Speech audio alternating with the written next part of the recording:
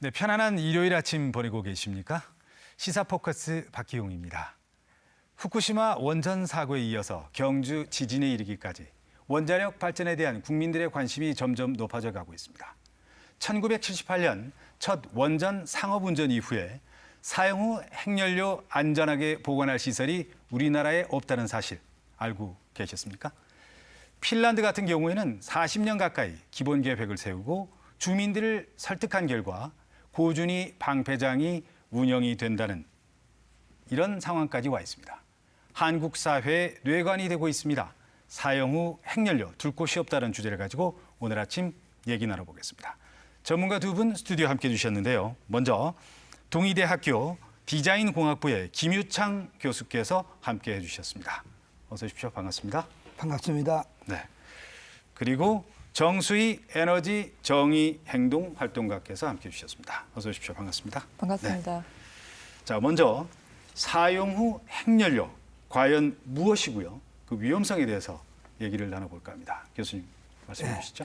원전을 운영하면 핵 폐기물이 발생을 합니다. 핵 폐기물은 극저준위, 저준위, 중준위, 고준위 핵 폐기물로 나눌 수가 있습니다. 이렇게 나누는 이유는 고준위와 저준위가 섞여 있으면 많은 양을 고준위 핵 폐기물로 관리를 하게 되어 비용이 증가하게 됩니다. 쓰레기 분리수거와 같은 이유입니다. 예. 이 핵 폐기물 중에 가장 위험한 것이 고준위 핵 폐기물입니다. 이 고준위 핵 폐기물의 정의는 방사선 농도, 열 발생량 정도로 정의를 할 수 있으나 예. 이 기준에 해당되는 것은 사용의 핵연료만 해당되기 때문에 고준위 핵 폐기물, 사용의 핵연료 같은 개념으로 이해하면 되겠습니다. 그러나 이 사용의 핵연료는 워낙 위험해서 사람 앞에 조금만 노출이 돼도 사람이 사망을 하게 됩니다. 더군다나 이 사용의 핵연료는 10만 년간 방사선이 노출되기 때문에 우리가 10만 년을 관리하게 되는 매우 위험한 물질을 할 수 있습니다. 예. 그 위험성에 대해서도 방금 말씀해 주셨는데 이게 그냥 100년, 200년으로 끝난다는 게 아니란 말씀이 되겠습니다. 네, 그렇습니다. 네. 우리 단군 왕검이 우리 한국을 만든 것이 5,000년 됐습니다. 그렇죠. 예. 그래서 앞으로 그 20배 이상을 우리가 관리를 해야 되는 우리 후손들한테 굉장히 부담되는 일이 될 수도 있습니다. 예. 사실 우리가 원자력 발전을 이용하면서 그 좋은 점, 장점에 대해서는 많이 알고 있었습니다만은 이런 어려운 부분에 대해서는 사실 관심을 가지 않았다는 것이 좀 아쉬움으로 남습니다만 지금 어떻게 관리하고 있는지 이 부분이 더욱더 관심이 가거든요. 어떻습니까? 네, 발전소를 건설을 할 때마다 발전소 이제 부지 안에 이렇게 수조를 만들어 놓고 있습니다. 네. 이 수조에 이제 사용 후 핵연료를, 그러니까 고준위 핵 폐기물을 지금 이제 차곡차곡 이제 모아두고 있는 상황인데요. 근데 이 수조가 발전소 전체 운영 기간 동안에 이 발생하는 양을 다 보관할 수 있을 크기의 수조가 아니에요. 이제 그러다 보니 실제 운영 기간이 완료되기 전에 수조가 지금 꽉 차는 지금 상황이 지금 발생을 하고 있는 거고요. 네. 그간에 그 한수원과 정부는 어떤 방식으로 문제를 해결을 했냐면 수조 안에 핵 연료를 이렇게 서로 그 기존에 이제 놓아두던 이제 방식을 좀 이렇게 가까이 놓아두는 방식, 그러니까 조밀 저장이라고 하는데 조밀 저장 방식으로 저장 방식을 바꾸고 또 그리고 이제 건식 저장이라고 네. 수조 속에 있는 것을 이제 바깥으로 꺼내놓는 방식으로 이렇게 지금까지 이제 해왔습니다. 그런데 그 지금 조밀 저장을 하든 혹은 건식 저장을 하든 지금 이미 시설이 그것마저도 지금 다 포화가 되고 있는 그런 상황이고요. 이게 지금 경주에서는 이제 그 건식 저장이라고 바깥에 꺼내놓는 이제 방식으로 저장을 해놓고 있고, 그리고 이제 부산이나 영광이나 이렇게 다른 핵발전소 지역은 아직까지 수조에 좀 들어있는 상황인데, 이게 지금 좀 포화가 되고 있는 상황이어서 지금 임시 저장 시설을 뭐 추가로 건설하거나 아니면 신규로 건설하는 방식으로 이제 문제를 해결하고자 지금 하고 있는 그러니까 상황입니다. 방금 말씀하셨지만 이게 임시적으로 저장을 하고 있는 거죠. 그러니까 네, 영구 그렇습니다. 저장이 아니란 얘기 아니겠습니까? 그렇습니다. 네. 자, 그렇다면은 사용 후 핵연료 이 관리 방법에 대해서 좀 더 많은 관심을 가져야 될 텐데요. 우리 사회의 뇌관이 될 수밖에 없는 이유를 간략하게 얘기한다면 어떻게 말씀하실 수 있겠습니까?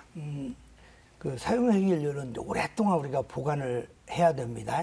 그러나 우리가 10만 년을 관리해야 되기 때문에 우리가 정확하게 올바른 방법으로 관리를 해야 되는데 현재로서는 그 관리 방법을 우리가 갖고 있지 못합니다. 그러다 보니까 그 임시로 원전 내에서 보관을 할 수밖에 없고요. 그것도 이제 용량이 차기 때문에 뭐 아까 얘기한 대로 조밀 방식으로 차면은요 자연 냉각이 아니라 이 펌프를 이용해서 강제 냉각을 해야 됩니다. 일단 펌프라고 하는 것들이 들어가면 위험하게 됩니다. 네. 왜냐하면 냉각이 안 되면 후쿠시마, 체르노빌 같은 중대 재해가 발생할 수도 있게 되기 때문에 우리가 오랜 기간을 안전하게 확보할 수 있는 방법을 찾아야 되는 시점에 와 있다라고 보고요. 임시 저장 시설이 지금 포화 상태가 있기 때문에 네. 현재 원전 발전소를 이제 중단해야 될 상황에 처해 있습니다. 네. 그래서 이것을 갖다가 빨리 가동시키자는 측면이 있고요. 어떤 분들은 좀 더 완전하게 확보된 방법을 찾을 때까지 좀 천천히 찾아가자라는 의견이 네. 논쟁이 되고 있습니다. 지금 옆에 화면에 보면 사용 후 핵연료 저장 현황이 나와 있는데 지금 중간을 제외하고 나머지 그러니까 90.3%까지 가 있는 원전도 있어요. 임시 저장에 대한 이런 걸 보면 방금 말씀하셨다시피 정말 포화 상태에 가까워져 가고 있다. 점점 다가오고 있다. 이제 이렇게 말씀드릴 수가 있겠는데요. 포화 상태에 따른 문제점들도 정말 많이 있지 않겠습니까? 어떻습니까? 지금 아까 90.3%까지 포화 상태를 이르렀다라고 하는 것이 지금 경주에 네. 있는 그 발전소 문제인데요. 포화가 이르렀다라는 얘기는 다른 말로 하면 방금 교수님께서 말씀드렸지만 더 이상 꺼내놓을 데가 없어서 발전소를 멈춰야 되는 상황이 발생할지 네. 모른다라는 네. 점에 일단은 그게 좀 가장 큰 첫 번째 문제일 것 같고요. 네. 그다음에 이제 두 번째는 지금 이제 포화 상태에 직면해 있고 발전소를 돌리지 못하는 상황이 발생을 할 수 있으니까 지금 한성과 정부 같은 경우에는 임시 저장 시설을 지어서 이제 문제를 해결하고자 하거든요. 그러니까 경주 네. 같은 경우는 임시 저장 시설이 이미 있지만 이게 포화가 되어서 또다시 임시 저장 시설을 짓고 그리고 부산 같은 경우는 임시 저장 시설이 없지만 새로 신규로 만들어서 바깥에 이제 꺼내놓겠다 이제 이렇게 좀 추진 중에 있는 그런 상황인데요. 앞서 이야기도 나왔지만 이게 10만 년을 보관해야 되는 시설이기 때문에 이걸 최종적으로 처분할 수 있는 시설을 부지를 정하고 뭐 정하는 과정도 굉장히 어렵겠지만 네. 이 부지를 정하고 건설하고 운영하는데 그 시간이 굉장히 오래 걸릴 거예요. 그러다 보니 이 임시 저장 시설이 곧 핵발전소가 있는 지역 주민들의 입장에서는 부산 시민들의 입장에서는 이 시설이 임시 저장 시설이 곧 영구 처분 시설이 될 수도 있다라는 어떤 그런 이제 그 두려움도 함께 갖고 있는 거죠. 예. 그러다 보니 이 지금 재검토를 한다라고 이제 이야기는 하지만 사실 이 재검토 과정이 임시 저장 시설을 지을 것인가 말 것인가에 대한 논의로 이제 귀결이 될 수가 있어서 곧 이제 그렇게 된다면 이제 지역 사회에 굉장히 큰 이제 갈등 사안이 되는 거겠죠. 예. 가까운 그 부산의 이 고리 원자력 발전소 여기는 이제 폐로가 됐습니다. 여기에도 앞서 말씀하셨던 이 사용 후 핵연료 과연 어떻게 관리되고 있는지 여러분은 알고 계십니까? 교수님은 어떻습니까? 어떻게 지금 관리가 되고 있습니까? 고래 1호기도 마찬가지로 저장 수조에 네. 임시로 관리되고 있습니다. 그 최근에 이제 3, 4호기, 신고리 5, 6호기는 좀 여유가 있는 걸로 생각이 듭니다. 예. 그러나 이제 고리 1호기를 폐로를 하면은 중저준이, 저준이, 중준이 엄청나게 많은 핵 폐기물도 발생하지만 현재 수조에 있는 사용 후 핵연료를 어딘가 꺼내서 옮겨야 됩니다. 예. 그래서 아마 24년에 우리가 그 포화 상태가 될 거다 해서 이에 대한 대책을 마련하려고 하고 있는데요. 여기서 좀 중요한 게 있습니다. 네. 정부에서 생각하고 있는 것은 이 고리 원전에 현재 있는 그 사용 후 핵연료를 임시 저장할 수 있는 저장 시설을 지으려고 합니다. 제가 대충 계산해 봐도 네. 약 200개의 캐스크, 즉 콘크리트 건물들을 세워야만이 그 지을 수 있는 양이 되겠습니다. 예. 만약에 200개의 캐스트에다가 우리가 그 앞으로 또 추가해서 짓게 된다면 이것을 중간 저장 시설, 영구 저장 시설이 지어진다 하더라도 네. 옮기기도 진짜 어렵습니다. 그리고 옮긴다 하더라도 많은 논쟁과 시간이 필요해서 많은 사람들이 생각하기에 혹시 이 임시 저장 시설이 영구히 남아있는 저장 시설이 되지 않을까 네. 의심을 하고 있고요. 실제로 다른 나라 상황도 거의 비슷합니다. 네. 자, 오늘 아침 시사 포커스 이 시간에는 사용 후 핵연료 둘 곳이 없다라는 주제를 가지고 지금 얘기를 나누고 있는데요. 지금까지는 상황이 어떻게 진행이 되고 있고 또 처리가 어떻게 되고 있는지 이 부분에 대해서 얘기를 나눠봤습니다. 그러면 지금부터는 이 처리장 부분에 대해서 그리고 법률적으로 어떻게 이걸 풀어나갈 것인지 얘기를 좀 나눴으면 좋겠습니다. 사용 후 핵연료 처리장 과연 어디로 가야 한다고 보십니까? 너무 앞서서 나간 얘기 같고요. 어떤 부지를 어디에 선정한다고 하는 것들은 가장 큰 사회적인 논란이 될 수도 있고요. 네. 그것보다는 어떻게 안전하게 저장할 건지 이 방법을 먼저 논의를 해야 되고요.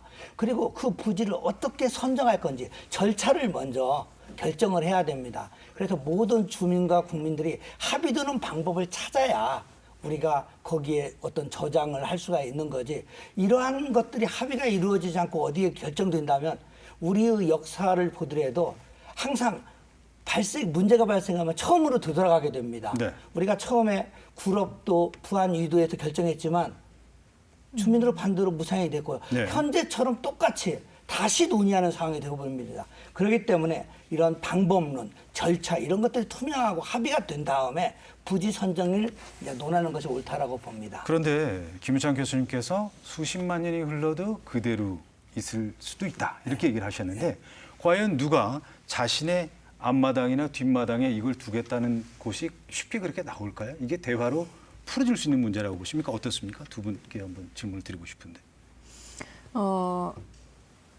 전기를 쓰는 사람이라면 지금 우리나라 국민이라면 이 핵 폐기물 문제를 고민해야죠. 물론이죠. 네. 그러니까 실제 오히려 저는 이게 부산 사람들의 이 논의로 혹은 이제 핵발전소 지역에 있는 사람들, 핵발전소가 이제 가동되고 있는 지역의 주민들의 어떤 고민들로 좀 끝날까 굉장히 좀 두려운 상황입니다. 어쨌든 이게 전기를 쓴 사람 모두의 책임이라고 한다면 지금 이 논의를 재논의하는 데 있어서 좀 국민이라면 누구나 여기에 참여를 해서 의견을 내고 책임지겠다라고 하는 어떤 그런 모습들을 좀 보여야 되지 않을까 좀 생각합니다. 지난번에 정부 주도로 해서 공론화위원회라는 걸 만들었는데 이게 또 중간에 또 잠시 중지가 됐습니다. 그리고 난 다음에 다시 또 얘기를 하자고 하는데 또 정부가 바뀌면서 대통령 선거 이후에 이것이 또다시 사라졌다가 다시 만들어야 되겠다 또 이렇게 얘기가 되고 있거든요. 이렇게 반복이 되다가는 언제쯤 이 문제가 시작이 될 수 있을까요? 그건 제가 좀 말씀을 드릴게요. 예, 좋습니다. 중단이 됐다라는 좀 그런 의미보다는 실제 우리나라는 핵 폐기물 문제를 1980년대부터 고민을 하기 시작을 했어요. 네. 이제 80년대부터 이제 잠깐 말씀드렸던 안면도라든지 구롭도라든지 혹은 부안이라든지 핵 폐기장을 지으려고 이제 정부가 굉장히 이제 시도를 많이 했고 그 가운데 어쨌든 19년 만에 경주에 핵 폐기장이 지어졌어요. 네. 그러니까 중저준이 이제 핵 폐기물이 들어간 핵 폐기장이 지어졌고 그 이후에 이제 지금 고준위 핵 폐기물 이 처분장을 짓기 위한 어떤 그런 논의를 하고 있는 중인데 실제 그 사용 해결료 공론화위원회라는 것들을 통해서 이 관리 방안과 법안이 한번 만들어진 적이 있습니다. 그게 2016년도의 그렇죠. 일이고요. 네. 그때 이 공론화위원회가 위원회 선정 과정이라든가 아니면 그 공론화 이제 진행의 그 내용, 그 결과 이것들이 상당히 좀 문제가 있다라는 좀 그런 이제 평가를 많이 받았어요. 그때 당시에 보고서가 나왔었을 때도. 근데 어쨌든 그걸 바탕으로 해서 관리 법안과 그 이제 관리 절차 그 이제 내용이 만들어졌는데, 근데 이게 국회에 제출이 됐지만 그게 2016년 말이었거든요. 네. 다들 아시다시피 그때는 그 최순실 이제 국정농단 그렇죠. 이제 그 사태와 이제 대통령 탄핵 건으로 이제 국회에서 제대로 논의가 좀 될 수 없는 좀 상황들이었고, 그리고 이제 그 문재인 이제 대통령이 이제 당선이 되고 난 다음에 100대 정책 과제로 이제 선정이 되었어요. 그러니까 이 공론화 과정에 있어서 좀 문제가 많았다라는 평가를 바탕으로 해서 다시 이제 검토를 하겠다라는 취지로 지금 이제 준비를 하고 있는 걸로 알고 있습니다. 그러니까 이런 부분이 중단이 돼서는 안 되는 것이고, 그죠? 계속해서 이어져서 연속성, 정부를 떠나서 계속 돼야 되는데 이런 그 논란이 계속된다면 결국 앞서 말씀하셨던 이런 법안도 계속해서 지금 계류 중에 있지 않습니까? 이것이 빨리 좀 진행이 돼야 되지 않을까 생각되는데요. 법안이라고 하는 것이 국민의 네. 합의에 의해서 돼야지 그냥 몇몇 국회의원들이 합의 없이 결정이 되면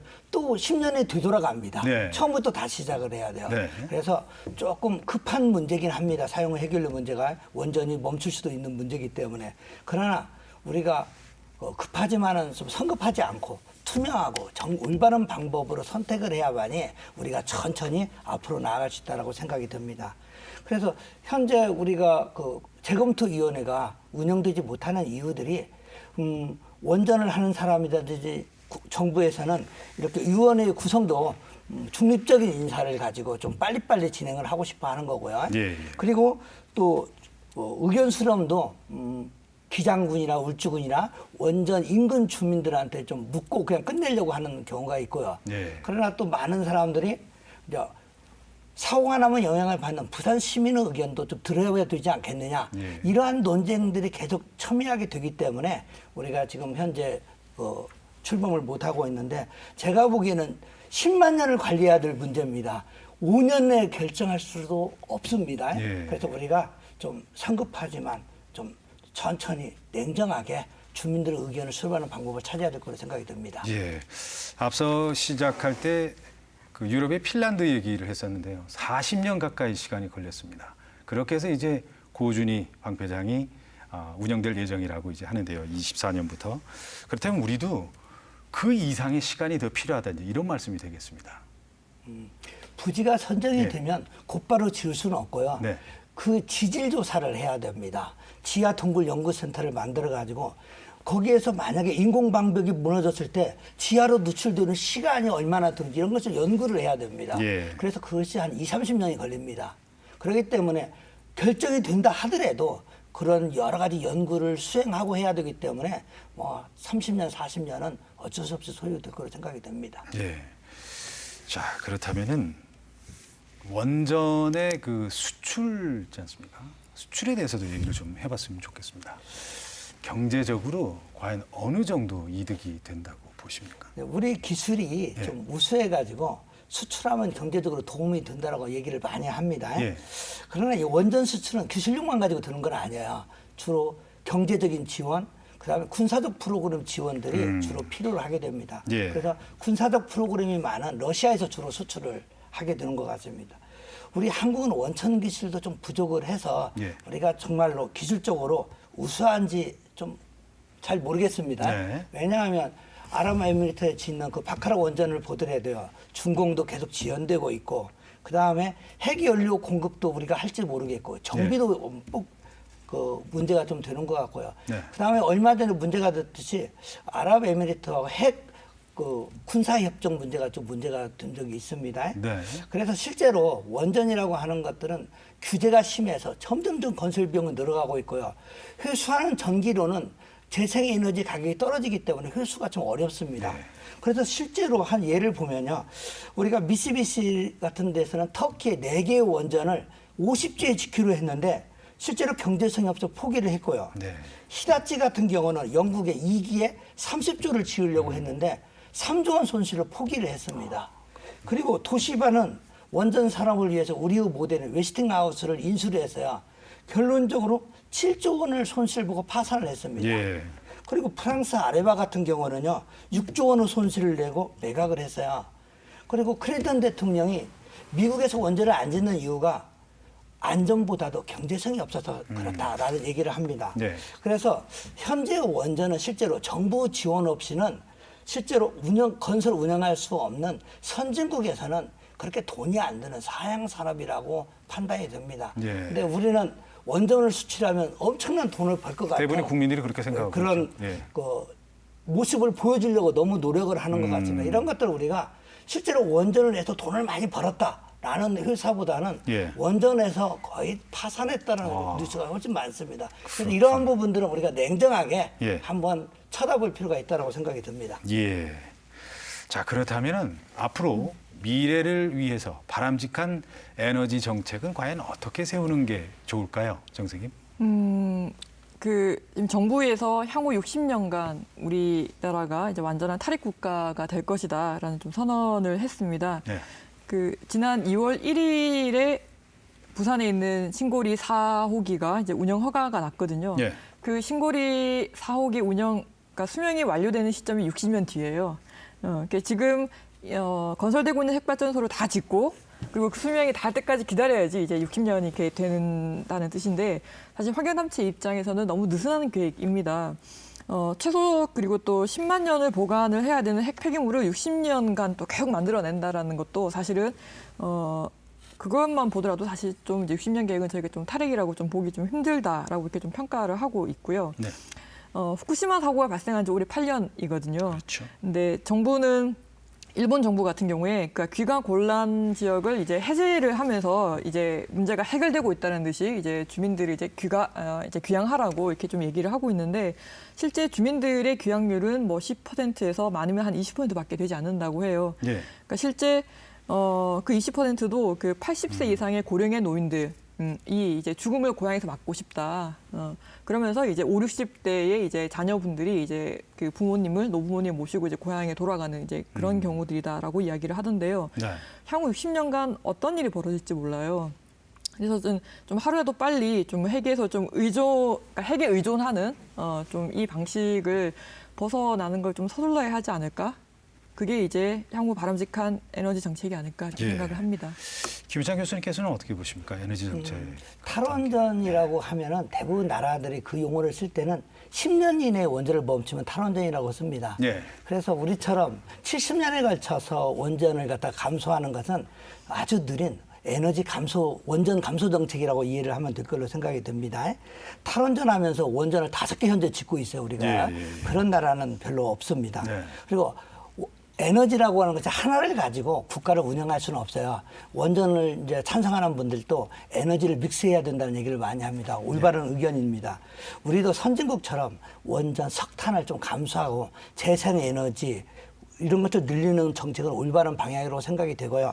실제로 약 70년 동안 재생에너지, 원전, 바이오, LNG 이런 것들을 믹스해 나가서 하면은 큰 무리 없이 우리가 에너지 전환을 이룰 수 있다고 생각이 듭니다. 예. 우리가 막연하게 이 원자력에 대해서 어떤 두려움이라든지 아니면 부정적인 생각을 가질 필요는 없다고 생각합니다. 하지만 오늘 아침 이 사용 후 핵연료 둘 곳이 없다. 이런 주제에 대해서는 더욱더 더 관심을 많이 가져주셨으면 하는 게 바람인데요. 자, 마무리하도록 하겠습니다. 정수희 에너지 정의행동 활동가께서는 오늘 아침 어떻게 이 자리에 마무리를 하시고 싶습니까? 제가 앞서도 말씀을 드렸는데 지금 고준핵 폐기물을 어떻게 처리를 할 것인가와 관련해서 국민적 논의를 지금 정부가 준비를 하고 있어요. 근데 가장 걱정스럽고 우려스러운 것은 이것이 그 지역의 논의로 끝나버릴까봐 네. 지역에 이제 굉장히 이제 뜨거운 이제 이슈로 이제 갈등 사안으로만 이제 논의가 축소가 될까봐서 좀 굉장히 좀 우려가 되고 있습니다. 뭐 부산 시민들뿐만 아니라 많은 국민들이 전기를 쓰는 국민이라면 누구나 이제 10만 년을 가는 핵 폐기물을 만들어낸 것에 대한 어떤 그런 책임을 공감을 하고 함께 성실히 서두르지 않고 이 논의를 좀 해나갔으면 좋겠습니다. 예. 네. 자, 그렇다면 김유찬 교수께서는 어떻게 마무리를 해주시겠습니까? 네. 사용후 해결료는 이제 한국, 부산의 그 시민들한테 영향을 미칠 수 있는 아주 중요한 문제입니다. 그리고 앞으로 그 노후 원전인 고리 2호기, 3호기, 4호기 폐류에도 영향을 미칠 수가 있습니다. 그래서 이번 그 재검토위원회에는 우리 부산 시민과 부산시 의견을 좀 적극적으로 반영을 해야 됩니다. 우리 신고리 5, 6호기 공론화 때는 부산 시민들의 의견보다는 원전과 사용후 해결료가 없는 서울 등 수도권에서 대부분 의사결정을 했습니다. 네. 그래서 앞으로는 부산시와 부산 시민의 의견을 좀 더 적극적으로 우리가 반영을 해서 우리가 올바른 방법, 투명한 방법으로 해결료 문제를 해결해서 우리가 안전한 부산, 대한민국이 되기를 바랍니다. 오늘 시사 포커스 동의대학교 디자인공학부의 김유찬 교수님 그리고 정수희 에너지 정의행동 활동가 두 분 좋은 말씀 감사합니다. 말씀 잘 들었습니다. 감사합니다. 네, 고맙습니다. 고맙습니다.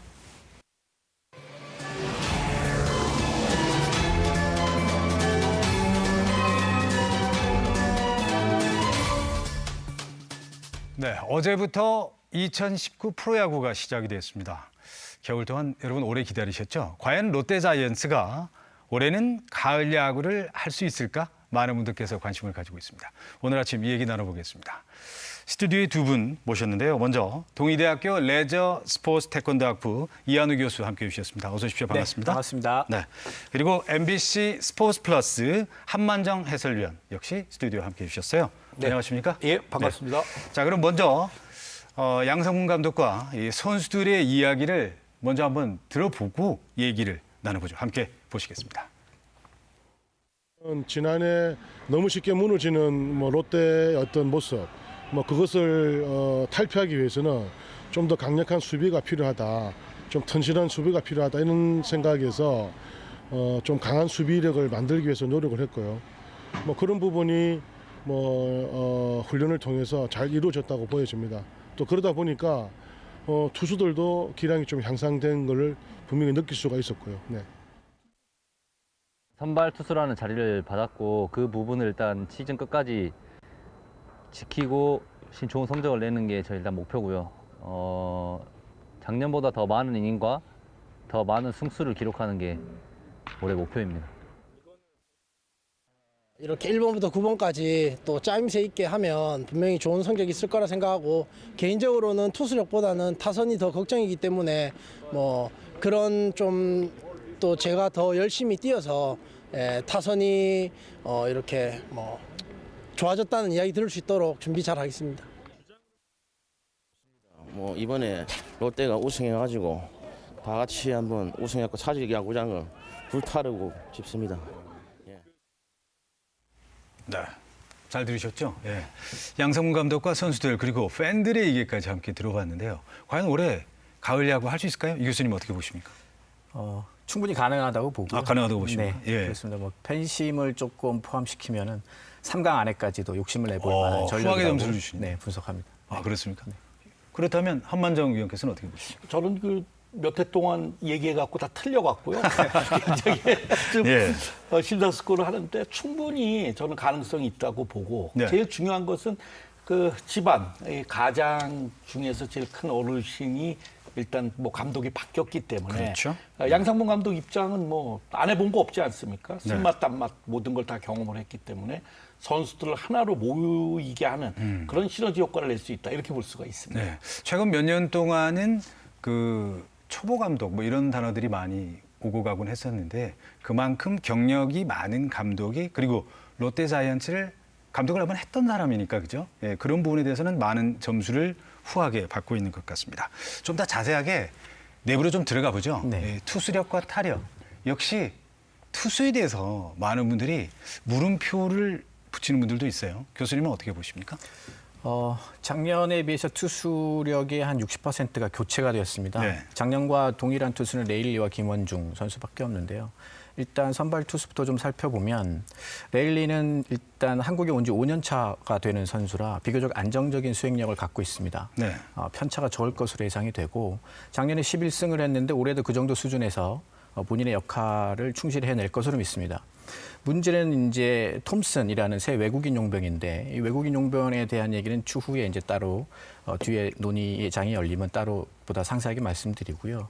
국내 선수 중에서는 김원중 선수와 장시환 선수가 이제 3선발, 4선발로 구성이 되었습니다. 네. 김원중 선수는 작년에 8승을 했는데, 이 선수의 약점으로 지적되는 것들이 제구력 불안입니다. 그리고 만두에서 평정심을 유지하는 부분들에서 어려움이 있었는데, 네. 동계 캠프를 통해서 이 선수가 이런 부분을 집중적으로 보완을 했습니다. 제구력 불안할 때 이 선수가 마운드에서 어떻게 대처해야 될지 심적인 연습과 이미지 트레이닝을 통해서 이런 부분이 많이 개선되었고요. 또 실제 가오슝과 그 오키나와에서 연습 경기를 통해서도 이런 부분이 결과로 나타나고 있습니다. 특히 예. 시범 경기에서도 아주 좋은 경기력을 보여줬죠. 7이닝 동안 무사사구 경기를 연속으로 시행을 했기 때문에 그러한 어떤 훈련의 효과가 나타나고 있다라는 생각이 들고. 그러면 작년보다는 나아졌다는 얘기인가요? 그럼요. 작년보다는 굉장히 그렇게 좋아졌습니다. 보시고요. 한만정 해설위원께서는 찬성하십니까? 거기에 대해서? 저는 조금 다른 의견을 갖고 있습니다. 어떤 의견을 가지고 그러니까 계신데요? 조금 지켜봐야 된다. 왜냐하면은 초반에 조금 고전을 할 거다. 네. 롯데 입장에서는. 그리고 국내 야구, 제이크 톰슨 같은 경우에는 국내 야구에 이제 적응기가 좀 필요하고요. 장시환 투수도 선발진으로 가세를 하지 않았기 때문에 그런 좀 시간이 좀 필요하지 않겠느냐. 그거를 저는 한 달 정도로 보고 있거든요. 예. 그렇다면 그런 선수들이 자기 역할을 해주고, 그다음에 교수님이 말씀하신 것처럼 김원중 투수가 스피드라든가 경기 경험을 쌓았지만 제구력 면에서 굉장히 좋지는 않았는데, 이번에 그 캠프 때나 그다음에 시범 경기 때 굉장히 좋은 모습을 보여줬다는 게 굉장히 양상문 감독 입장에서 고무적일 수는 있어요. 예. 그러나 이제 시간이 말해준다. 그래서 초반에 박세웅 투수가 중간에 돌아오는 그 시점까지 조금 롯데 입장에서 초반을 어떻게 넘기느냐. 그게 4월, 5월이 롯데가 가을 야구를 가느냐 못 가느냐가 가장 중요한 핵심이 아닌가 저는 생각이 듭니다. 그런데 지난 시즌에 보셨겠습니다만 네. 1, 2위 팀들은 강력한 원투 펀치를 가지고 있어요. 그러면 현재 롯데자이언츠의 투수진의 원투 펀치가 그 정도의 1선발, 2선발의 수준이 된다고 생각하십니까? 레일리 선수가 뭐 초특급 용병이라고는 할 수는 없습니다. 그러나 제 역할을 충분히 할 수 있는 기량을 갖고 있는 선수고요. 그다음 제이크 톰슨이 올해 새로 들어왔는데 이 선수가 야구적인 그 잠재력이 뛰어난 선수로 평가받고 있어요. 메이저리그에서 고졸 2라운드에 디트로이트에 지명이 되었거든요. 그래서 메이저리그에서 한 30경기를 뛰었고 마이너리그에서 150경기를 뛰었습니다. 우리나라 KBO 리그와 마이너리그를 좀 비슷하다고 볼 때 네. 150경기의 방어율이 한 3.5 정도 되니까 국내에서 충분히 한 3점대 방어율이 유지될 수 있다고 보고요. 예. 그 정도면 뭐 한국에 연착륙 하는데 적응하는 데 큰 문제가 없는 경기력을 그러니까 지녔다고 그 봅니다. 시나리오대로만 가면 좋은데 그렇죠. 만약에 어디서 하나 무너지게 된다면 이게 의외로 고민에 빠질 수도 있지 않을까요? 그래서 교수님은 이제 긍정적인 부분 자꾸 말씀드리고 네. 저는 이제 그 완투 펀치라는 그 기준이 저희들이 볼 때 프로야구의 외국인 용병 이 3명이 차지하는 비율이 저는 한 40%라고 봅니다. 예. 그래서 이제 완투 펀치가 나온 거거든요. 뭐 두산이 잘 알지 않습니까? 뭐 린드블럼이 갔고 그다음에 프랭코프가 두 선수가 자기 역할을 해줬기 때문에 작년에 1위하고 2위 게임 차가 14게임 차로 우승을 차지했던 그런 모습인데 과연 이 롯데의 투수 이 레일리하고 그다음에 이 톤슨 선수가 과연 이 150km 타자를 압도하는 공을 갖고 있느냐에 대한 측면에서는 저는 조금 부정적이에요. 네. 다만 레일리 선수의 그동안 경험이라든가 타자를 상대하는 어떤 숙지적인 측면에서는 굉장히 좋으나 네. 타자를 압도하는 힘적인 면에서는 조금 아쉬움이 좀 있고요. 그다음에 레이크 톰슨 입장도 마찬가지로 145, 150km를 던지는 투수가 아닙니다. 그러니까 슬라이더라든가 투심, 그다음에 역회전 여러 가지 그 타자의 타이밍을 뺏는 그런 투수기 때문에 제가 개인적으로 보면 네. 조금 알겠습니다. 투수력에서 좀 어려움이 있죠. 하지만 롯데 팬들 입장에서는 이현우 교수님께 더 귀를 기울이고 싶은 게 솔직한 마음이지 않을까 생각됩니다. 가을 야구를 위해서는. 그죠? 그렇다면 타자 얘기를 해보죠. 사실 롯데자이언츠는 작년에 하위 타수는 그냥 지나가는 타순이다 이런 얘기가 있었는데 올해는 어떻다고 보십니까? 타수는 작년에 잘했던 선수들이 그대로 남아 있습니다. 네. 그래서 현재 타순의 구성을 보면은 1번 민병헌, 2번 손아섭, 전준우, 이대호, 예. 최태인, 그다음에 아수아예가 네. 들어갈 것 같고요. 그다음에 8번에 한동희 포수가 선수도 들어갈 있고. 거고 한동희가 네. 6번 예. 정도 지킬 것 예. 같고요. 이제 신분기인데 그 멤버들이 좋았던 이유는 베테랑 선수들이 제 역할을 해줬다는 거예요. 예. 베테랑 선수의 가장 큰 특징이 뭐냐면 경기력에 대한 편차가 작다는 겁니다. 그래서 그들을 베테랑이라고 부르죠. 나머지 신인 선수들은 그 한동희 선수하고 이제 포수 자원에 대한 타력, 그다음 아수아에 대한 타력을 분석해 볼 필요가 있습니다. 예.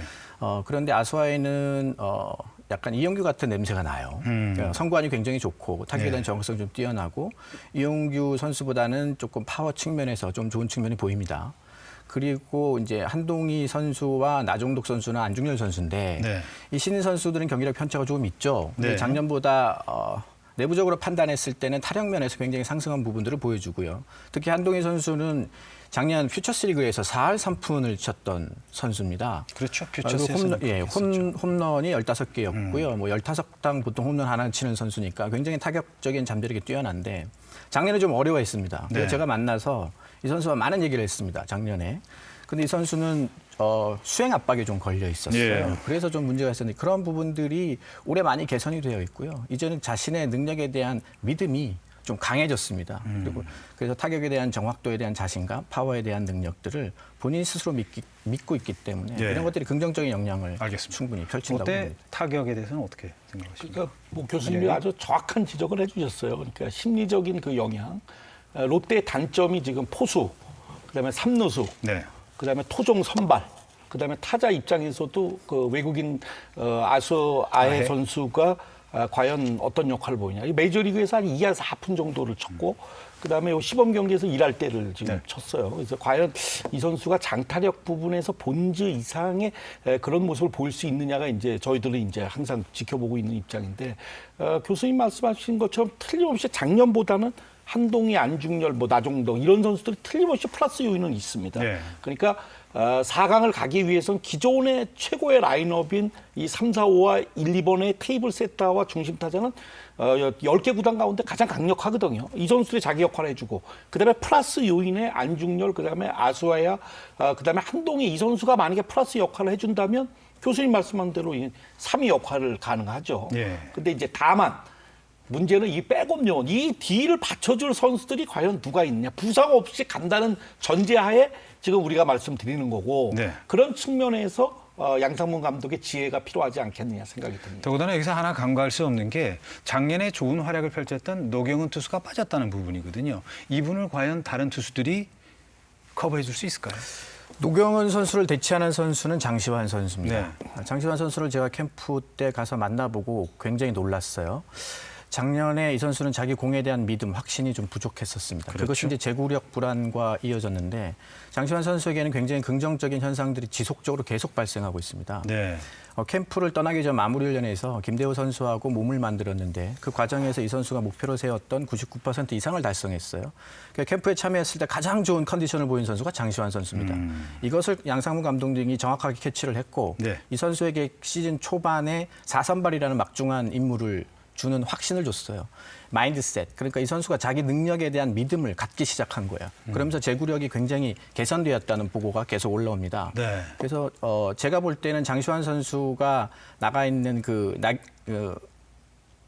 노경은 선수가 노경원 빠진 선수, 자리. 네. 노경원 선수가 했던 것 이상의 기량을 펼쳐주지 않을까라는 좋은 기대를 좀 하고 있습니다. 그렇다면 롯데자이언츠가 작년에 어려울 때의 모습은 뭐냐면 투수들이 볼넷을 남발하고 시간이 길어지고 야수들이 피곤해지고 이것이 결국 패인이 되는 경우가 많았거든요. 그렇죠. 올해는 이게 좀 달라질 수 있을까요? 그러니까 이제 그것을 조율하는 게 감독 아니겠습니까?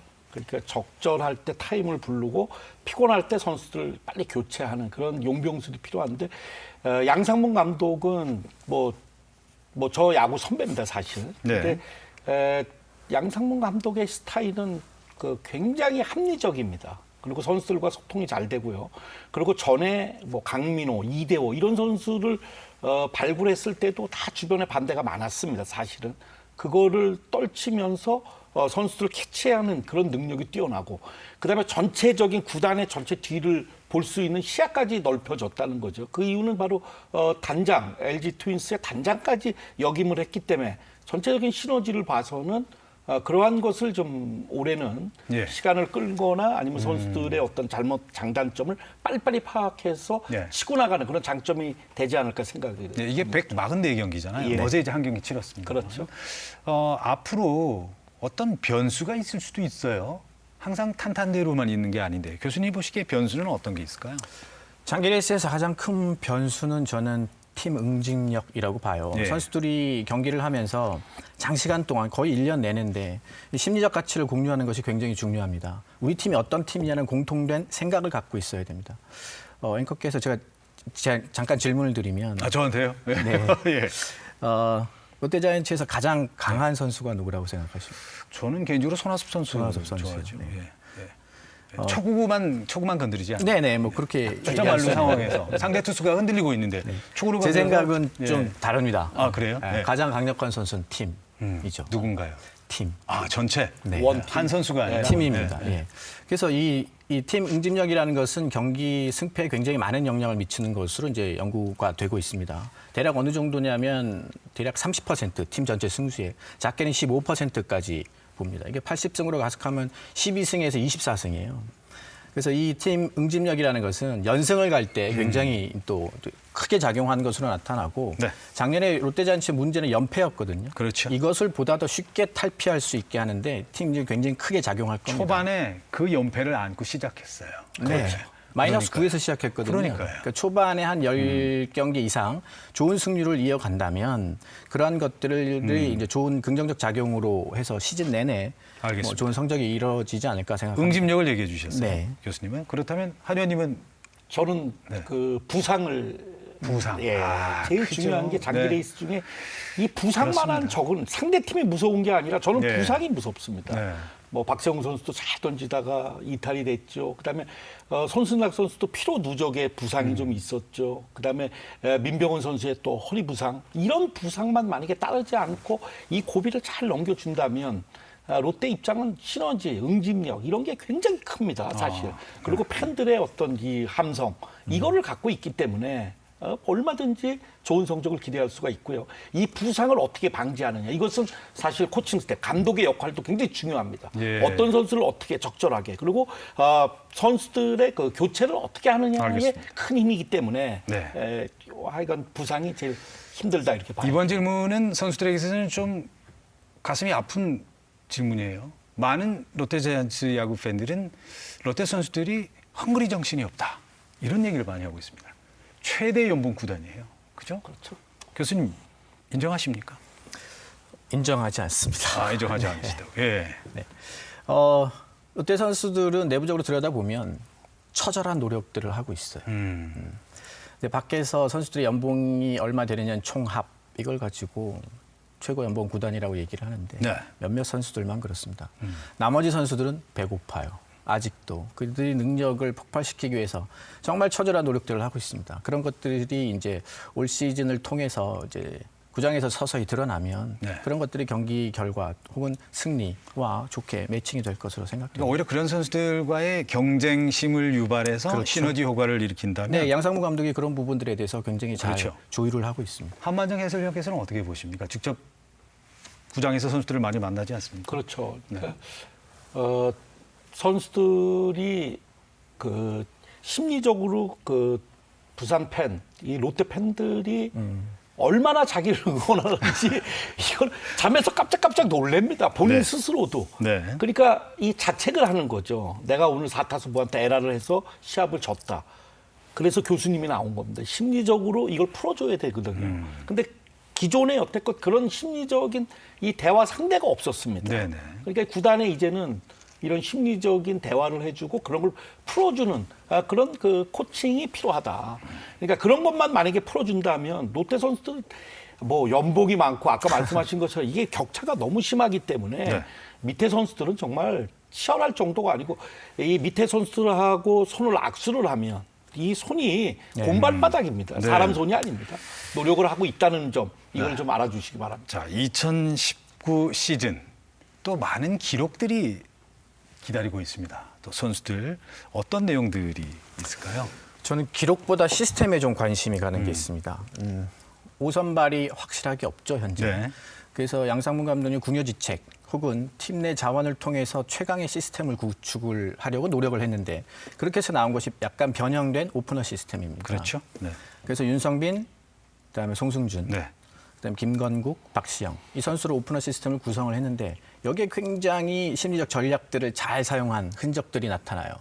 윤성빈 선수는 특정 시점이 지나면 약간의 구위의 저하가 오고요. 네. 송승준 선수 같은 경우는 나이가 있기 때문에 체력적인 부담을 호소하죠. 또 초반만 잘 넘기고 또 잘 그렇죠. 가요. 예, 그래서 이 예. 보다 저 짧은 시간에 올인하게 하는 그런 예. 전력들을 사용할 수 있게 그 두 팀을 잘 짜놨어요. 네. 그래서 초반에 이런 시스템이 이제 팀의 긍정적 방향으로 잘 정착이 되느냐 안 되느냐가 좀 올 시즌에 재밌게 지켜볼 내용이고요. 네. 이 시스템이 잘 안정이 되면 나중에는 아마 중후반 가서는 5선발 체제로 돌아갈 것 네, 역시 같습니다. 스포츠 심리 전공 교수님이라서 그렇습니다. 그런지 선수들의 마음을 잘 읽어줄 수 있지 않나 생각합니다. 한만정 의원님, 이번에 이대호 선수는 이제 홈런 300개 얼마 안 남았죠? 그렇죠. 네. 그다음에 저는 기록적인 면에서 두 선수, 손승락 선수하고 이제 손아섭 선수죠. 네. 손승락 선수는 올해 16세이브만 만약에 막아주면 최다 세이브. 오승환 선수의 기록 277세이브를 넘습니다. 16세이브가 하면 그 기록에 우리가 포커스를 맞추면 아주 흥미로울 수 있겠고요. 네. 그다음에 이제 손아섭 선수가 4년 연속 180 안타. 아, 도전이 어려워요. 그러니까요. 100안타 치기도 힘든데. 그렇습니다. 예. 그러니까 손아섭 선수기 때문에 기대를 하는 거죠. 네네. 이 기록은 뭐 전무후무한 기록이기 때문에 이 두 가지의 기록을 가만히 좀 지켜보면서 롯데를 응원하면 굉장히 흥미로운 기록이 되지 않을까 생각이 듭니다. 네. 예. 선수들 얘기를 많이 했는데요. 또 많은 야구 팬들 입장에서 또 관심이 가는 게 너무 사공이 많아서 배가 산으로 간다 이런 얘기들도 있거든요. 이 부분에 대해서는 어떻게 해요? 사공은 뭐 어느 팀이나 마찬가지일 것 같아요. 롯데를 사랑하시는 모든 팬들이 다 사공입니다. 그러나 현장에서 지휘하는 사람은 감독 혼자죠. 그 외에 코칭 스태프고 그다음 구단, 뭐 네. 대표 등이 있는데요. 선수들의 가장 큰 영향력을 미치는 사공은 감독입니다. 네. 근데 그 감독에 대한 신뢰가 굉장히 커졌어요. 선수들이 작년에 비해서는.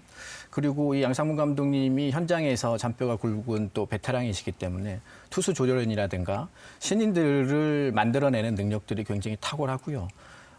지켜봤더니 이제 긍정의 리더십을 갖고 있습니다. 네. 그래서 2군 선수의 유망주 혹은 1군에서 1.5군 왔다 갔다 하는 이런 신입급 선수들에게까지 아주 각별한 관심을 보이고 긍정의 힘을 불어넣고 있어요. 그래서 양 감독님의 그러한 리더십이 현장에서 지금 빛을 발하고 있다. 그리고 앞으로도 지속될 거다. 네. 그런 측면에서 보면 올해 좀 좋은 성적이 나지 않을까. 리더가 바뀌면 조직이 바뀌거든요. 물론이죠. 현재 그런 현상들이 나타나고 있습니다. 네.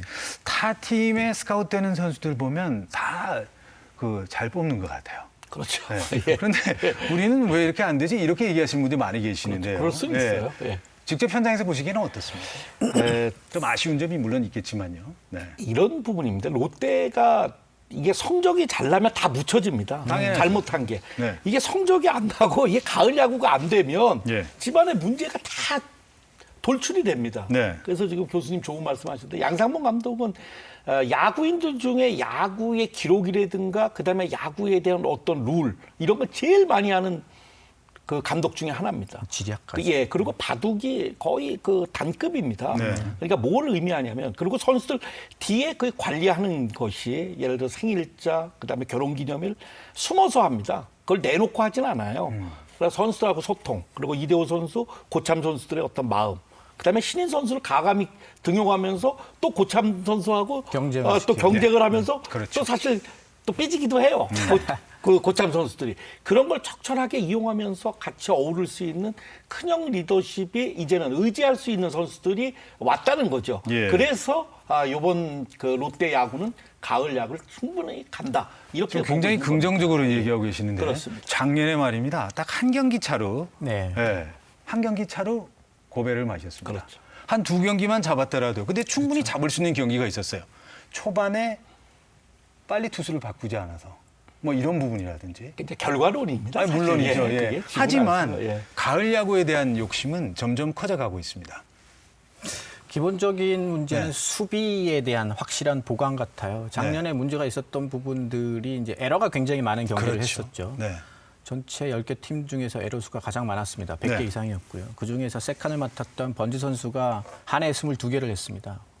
근데 아수아에는 메이저리그에서 경기를 봤을 때 900이닝을 이상을 했는데 에러 수가 7개밖에 되지 않습니다. 호평을 받고 있죠. 네, 한 경기로 치면 0.07개고요. 네. 10경기로 쳐봐야 0.7개입니다. 그러니까 올해 그런 수비적인 부분들이 좀 강화되었고 서드나 포수나 다른 외야수 분들은 국가대표 선수급으로 구성이 되어 있습니다. 네. 그래서 포수와 서드 자원들만 이런 부분들이 수비력에서 좀 팀 내에서 열심히 연습하고 있으니까 그런 결과가 좀 나타나주면 수비에서 일단 뭐 몇 승 이상이 작년보다 플러스 네. 요인이 충분히 있다고 생각이 되네요. 네. 84년 그리고 92년 딱 2번 우승을 차지했던 롯데자이언츠. 올해 우승까지 아니더라도 가을 야구까지는 모든 분들이 기대를 하고 있습니다. 한 의원님도 마찬가지죠? 그럼요. 네. 또 올해 롯데의 자신감을 볼 수 있습니다. 그 자신감은 이제 저희가 말씀드렸던 그 양상문 감독의 자신감이거든요. 외부 영입을 선택하지 않고 육성을 선택했습니다. 이렇게 선수들의 육성. 이것은 의미가 있죠. 그러니까 올해 성적이 가을 야구만 간다면 양상문 체제 하에 내년이나 후년에는 기필코 우승이라는 그 목표가 아마 나오지 않을까 이런 과감한 예상을 해봅니다. 예. 자, 이제 마무리로 30초씩 드리겠습니다. 많은 자이언츠 팬들이 지금 이 프로그램을 보고 계실 텐데 어떻게 마무리 발언해 주시겠습니까? 부산 시민과 롯데자이언츠 팬들은 올해로 27년째 우승 가뭄에 시달리고 있습니다. 그러나 롯데를 정말 사랑하는 팬들은 롯데가 한 경기 잘한다고 칭찬하고 또 못한다고 비난하지 않습니다. 늘 같은 마음으로 응원하고 있죠. 선수들이 이런 부분들에 대해서 좀 명확하게 인지하고 지금의 노력의 몇 배 더 노력을 더해서 우리 부산 시민의 우승 갈증을 풀어주셨으면 좋겠고요. 또 선수들 이외에 팀 구단이나 이런 프런트들이 굉장히 많은 노력들을 하고 있기 때문에 올해 반드시 좋은 결과가 있지 않을까 생각됩니다. 부산 네. 시민 및 롯데자이언츠 팬들은 꾸준히 한결같은 마음으로 응원해 주시면 감사하겠습니다. 자, 한만정 의원님. 저는 매번 사실 이 시사 포커스 이 나오면 무거운 마음입니다. 항상 이 네. 말씀을 드리고 난 다음에 성적이 나지 않아서 이 진짜 매일 말로만 저런다라고 호평을 듣는 그런 사람 가운데 하나인데요. 롯데 선수들은 준비를 많이 했습니다. 그리고 내가 흘린 땀은 결코 배반하지 않습니다. 올해는 정말 그 양상문 감독 체제하에 이렇게 많이 준비한 적은 없다고 저는 생각이 듭니다. 기대하셔도 될 것 같습니다. 그래서 가을 야구에 여러분과 함께 방송을 할 수 있는 그런 큰 기쁨이 있었으면 좋겠고요. 그 선수들 한 선수가 이런 얘기를 하더라고요. 고참 선수인데 이 제주가 덕을 넣으면 안 되겠습니다. 네. 그러니까 아까 말씀하신 원팀, 팀을 위한 우리들의 희생은 항상 준비돼 있다. 롯데 선수들 많이 응원해 주시기 바랍니다. 네. 올해 2019년 가을에는 최고의 팬과 최고의 팀이 함께 만나는 축제 현장을 기대해 보면서 오늘 두 분과의 얘기 여기서 나누도록 하겠습니다. 오늘 함께해 주셔서 대단히 감사합니다. 고맙습니다. 감사합니다. 감사합니다.